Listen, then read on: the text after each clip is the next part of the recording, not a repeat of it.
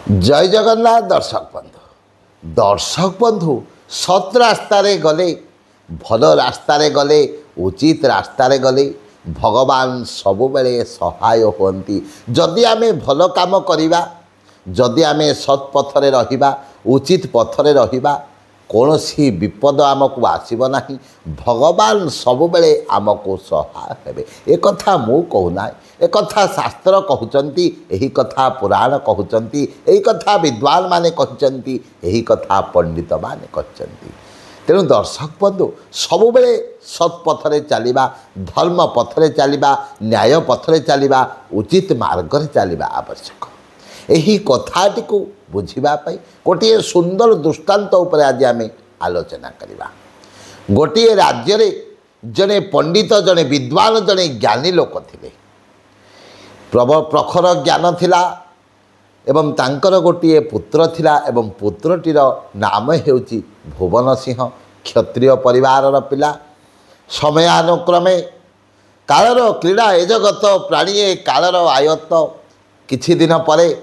भुवन सिंह पितांकर अर्थात से विद्वान लोक जनकर मृत्यु घटीगला। जेहेतु भुवन सिंह एकमात्र घरर पिला, माँ तांको किभली भाव में पालन पोषण करी बड़ कले, किंतु भुवन सिंह कौन कले दिनकू दिन एभली भाव में शिकार करिबारे निपुण हो गले। सी प्रत्येक दिन जंगल को जाती एवं पशु पक्षी मानू तीर भेद करी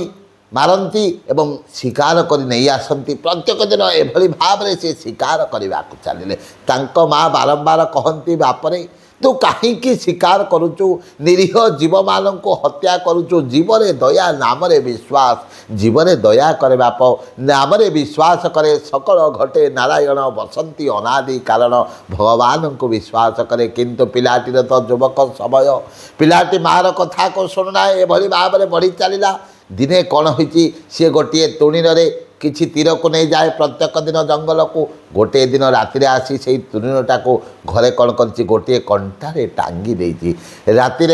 मूषाटी आसी से दौड़ीटी को काटी देती एवं तीर गुड़ाक सब तले पड़ी अंधार रे। ये उठा समय गोटे तुणीर तीरटी गोटे तीरटी बाहरी तार गोड़े पशि जाइए। जेतेबेले गोड़े पशि जाइए माँ ए माँ बोली जेतेबेले चित्कार कर माँ कौन कर आसीचंती देखिचंती गोटे तीरटीए गोड़े पशि जाइए। तीरु से गोड़ू तुणीरटी से तीरटी को बाहर कले, कहले बापरे देखे साधारणतर गोड़े यही तीरटी पशिगला तोते केते जंत्रणा अनुभव होला, केते रक्त बहीगला। किंतु तू जेतेबेले निरीह जीव मान को हत्या करुचु, निरीह पशु पक्षी मान को हत्या करुचु, तोते केमिति लागुथबो। एभली माँ कहले पिलाटी भी चिंता कला एवं आगको चलीगला। राजा कानरे जाई ए कथाटी पड़िला जे से राज्य रे जड़े युवक रही जे कि भल शिकार करती, भल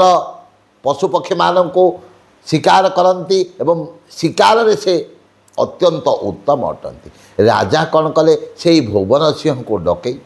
निजर अंगरक्षी भाव नियुक्ति करदेले। राजा जेतेबेले अंगरक्षी भाव नियुक्ति कले प्रत्येक दिन राजा सह एही भुवन सिंह मध्य जंगल को जाती, विभिन्न पशु पक्षी मान को मारती, शिकार करते नहीं आसती, भोजन करती।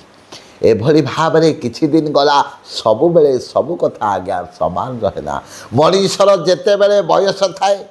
जेतेबेले मनीषर शक्ति थाए, मनीषर जेतेबेले ताकत थाए, मनीष कौन करे जेकोसी कार्य करने को कुंठा बोध करे ना। अन्य उपरे सबुबेले हाकिम करे, अन्य उपरे जुलम करे, अन्य उपरे आक्रमण करने को पछाए ना। देखंतु आमे जेतेबेले आमिष भोजन पाई आमिष आने बजार को जाऊे, निरीह पशु मान को हत्या करुचे, आनी निजर तृषा निजर खाद्य भाव में ग्रहण करुचे। किंतु जेतेबेले जीवटी को हत्या करा जाए, जीवटी मन में कि दुख थाए भगवान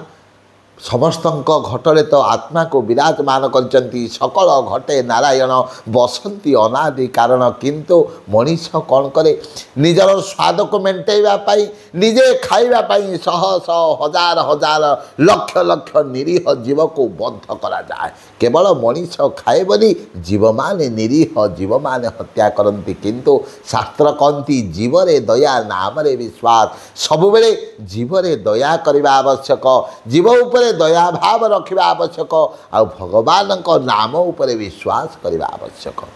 जेहेतु भुवन सिंह युवक समय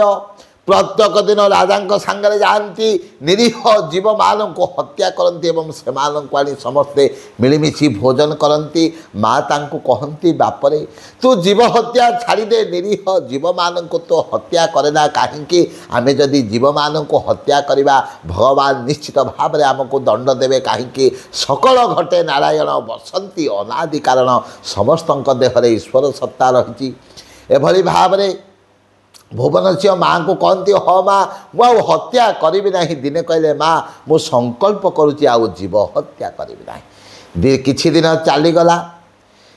राजा भी जानिले जे भुवन सिंह संकल्प करिछि आउ जीव हत्या करिबा नाही दिने भुवन सिंह को नहीं राजा जाइचंती जंगल को राजा देखिले गोटे सुंदर मृगुणीटीए बुलुची एवं सही मृगुणी कौन करिछि संतान जन्म करिबो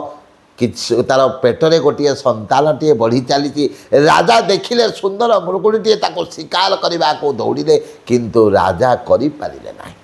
आउ भुवन सिंह संकल्प करिसेंती से शिकार करेंगे ना तेणु से तृणीर धरवा छाड़ी केवल गोटे खंडाटीए पाखे रखिंट राजा कहले भुवन सिंह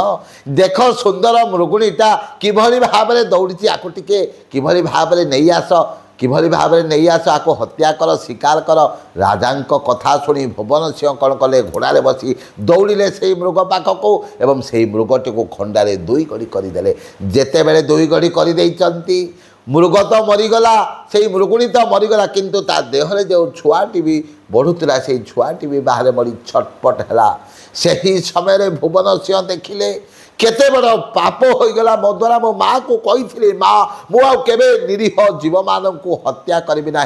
से दिन मन दुखरे भुवन सिंह आसिले एवं माँ चरणार बिंदे षष्टांग प्रणिपात करदे कहले माँ आज मो द्वारा गोटे बहुत बड़ भूल हो गला ना कौन कलु रे बाप ना मु दुईटी जीव को आज निरीह जीव को हत्या करदेली से ही समय माँ कहले बाप ठीक अच्छे जहाँ तो कलु कलु किंतु आज ठारू संकल्प करदे जे तू आउ निरीह जीव मान को हत्या करिबु ना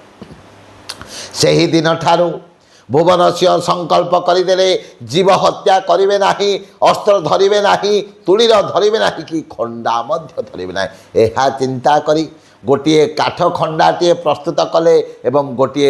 मुणी भितर गोटे खोल भितर रखी प्रत्येक दिन जेहेतु राजांकर अंग रखिना जाती यही कथा कहीं जानती ना केवल जानी जड़े तांकर संपर्कीय ददा भाई तांकर जड़े भाई हेबे से जानी जेहेतु आजिकल समाज रे एभली समाजटा परिवर्तन हो जाइए निज घर भितर सब बेले संपर्क भले रहना है भाई भाई मध्य संपर्क भले रहना है भाई भौणी मध्य संपर्क भल रहना है तेणु दर्शक बंधु से भाई जनक चिंता कला जेहेतु ये गोटे काठर खंडा धरी प्रत्येक दिन राज परिवार को जाऊँगी राजा अंग रखी ये कथाटी राजा को जनईदेवी यह चिंता करी से संपर्कीय भाई जनक जाई रजा को कहीदेला रजा चिंता कले प्रकृत में भुवन सिंह जदि गोटे काठ खंडा रखिंट से मत किभली भाव में शत्रु मान कबल रक्षा करेंगे यह चिंता कर राजसभा समस्ते बसी रजा घोषणा कले समस्ते निज निजर अस्त्र को वर्तमान देखब से ही समय समस्त मंत्री माने समस्त सिपाही माने निज निजर अस्त्र को देखेले किंतु भुवन सिंह चिंता करे मु तो गोटे काठर खंडाटीए धरीचिना से ही समय भगवान को चिंता कले प्रभु